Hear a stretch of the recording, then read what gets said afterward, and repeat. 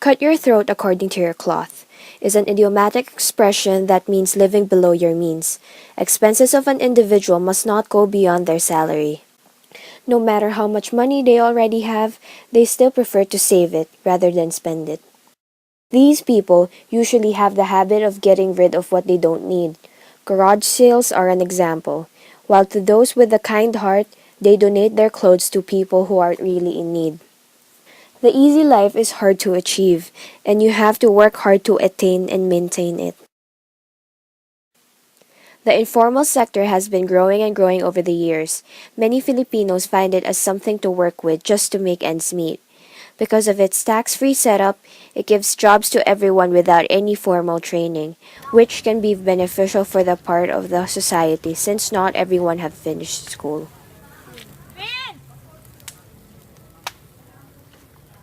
With the earnings a typical Filipino family gets from a hard day's work, a portion of it would definitely go into their savings.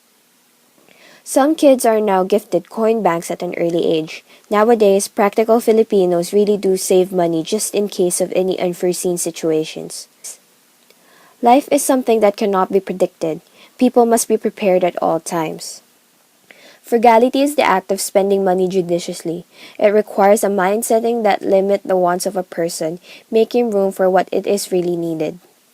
It is a very easy term to remember, but sometimes it is confused with being stingy, selfishness, meanness, and thriftiness. How can you differentiate these terms? What is it really to be a frugal person? Filipinos are known to be frugal, or in Tagalog, they are often called Kuripot. These Kuripot Filipinos are often defined as people who don't give out too much money because they always find the disadvantage when giving out their own money. For example, in a store, when the item is expensive, they don't buy it because it's not fit to their buying standards. Or for example, in a gimmick or night out, they refuse to go out because it would only make them burn money. They think that they won't benefit from it. But what are the real reasons why Filipinos are kuripot? Is being kuripot an advantageous move or an annoying trait that we should all avoid? It is well known around the country that in the 7,107 islands of the Philippines, a lone island stand out because of its breathtaking tourist spots and industrious but very stingy inhabitants, Ilocos. The province of Ilocos is located between the Cordillera mountain ranges on the western coast of northern Luzon, housing a generally dry but windy climate. One of their famous tourist spots would be their windmills located in Burgos, Bangi, and Pagudpod, which serves as their main resource of electricity. Despite the dry weather, Ilocos is known to have major industries such as farming and making ceramics. Tourism is also a big factor since there are a lot of tourist attractions in Ilocos. Ilocanos have always been stereotyped to be stingy, and it is something that they don't like as a compliment.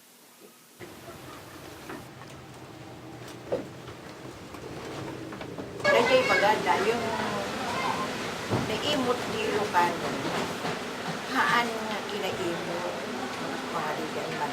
Hindi dyan ngamin. Ibig sa katao. Lalo, asang kabasit laing itong sa pulan na. Agurkon no. Para iti inaldaw-aldaw. Kiniti masakbayan na. Haan lang naman po na nga naimot. Tanuan. Dapat at patulong. So, lagi di ka pa ilang mountain activation sa kulang na. Lalo manitigan.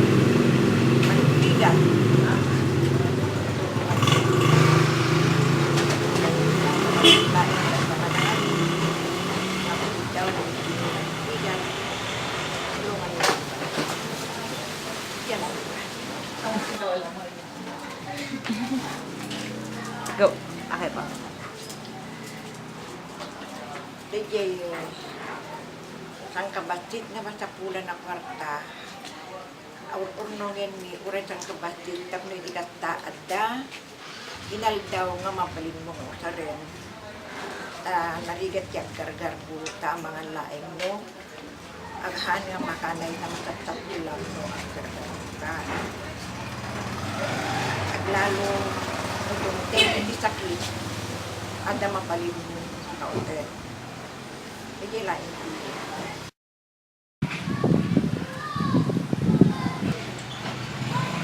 Apay nga kuripot ti Ilocano ako nada.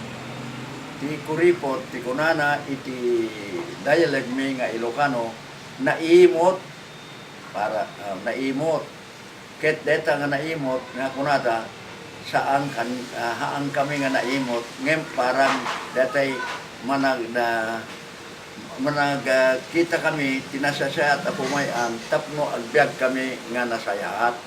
Dati no hanggang naimot met nga kuripot nga kunada ngem haan ti kunada nga no balingket it kami ti allowances itap no nasa siya ti panagbiag ni no addaman may ted kata kami nga grasya nga ited ni Apo Diyos.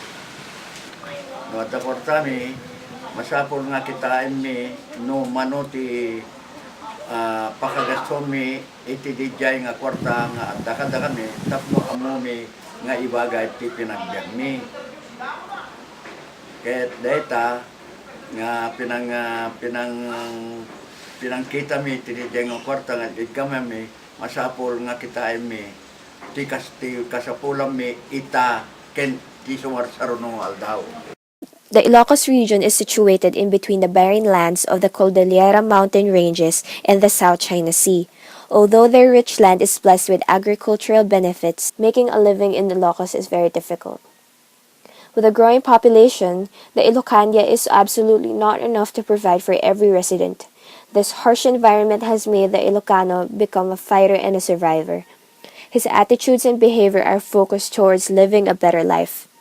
It would take long travel hours to send their products in Manila. By the time it arrives, these fruits and vegetables are no longer fresh.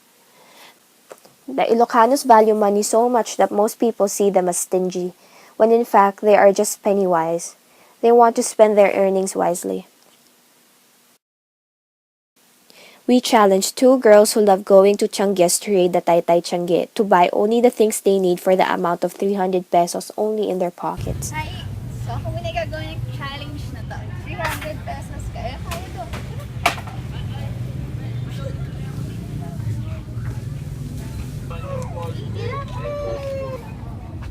May size natin? Wala, free size lang po.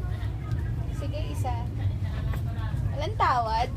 Gusto ko rin parang 100.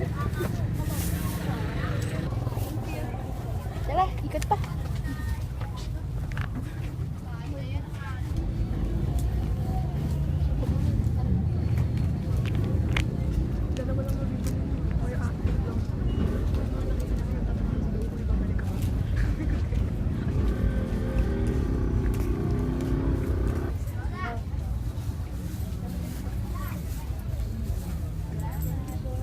May sukli pa ako. Tara. Hi! Ito na yung nabili ko. Wait. I'll show you. Blouse. For 200 pesos lang, oh. Tsaka isang leggings. Ay! Sorry! Yan. So, 265. So, may tira pa akong 35 pesos dun sa 300 pesos. May pang date na ako. Okay? Okay. Okay. 300 pesos.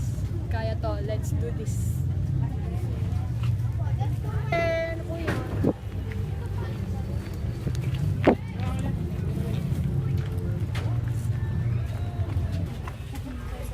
Magkano ba? 9. Pabili ko. Bili ka na! Dito na ba sa ito, ate? Oo. Ano ba ka?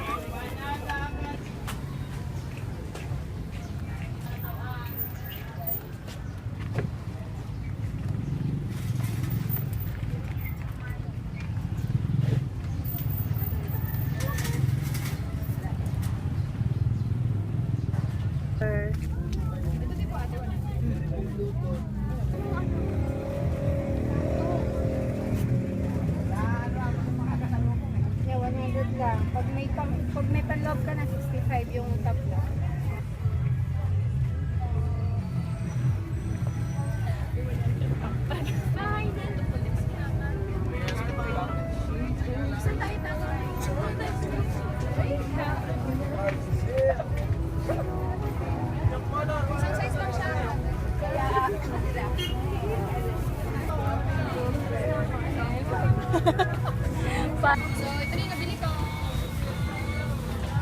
Yung ano, pants. Tapos, shirt with stars. Pero siya bubulat na din. Tapos, lace na top.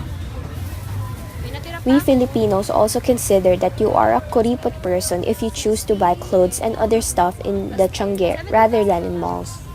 Hilig akong mag-Tiangge kasi mas mura dito tsaka mas maraming pagpipilian. Mas mahal ko dito yung mga gusto mo. Halimbawa, susuotin mo. Mas maraming choices. Mas makakatipid ka. Many Filipino people still misunderstand the concept of being stingy or kuripot. So what is it really about the stingy trait of many Filipinos? They are only saving their money just in case their future might have circumstances. They need to have money enough for needs like this. Maybe they are the breadwinners of their own families, which gives them the mindset that they really have to set aside money for the sake of their own future. These days, people who don't have enough money are the ones who are stingy. This trait has its positive side though. They are wise spenders and great money keepers.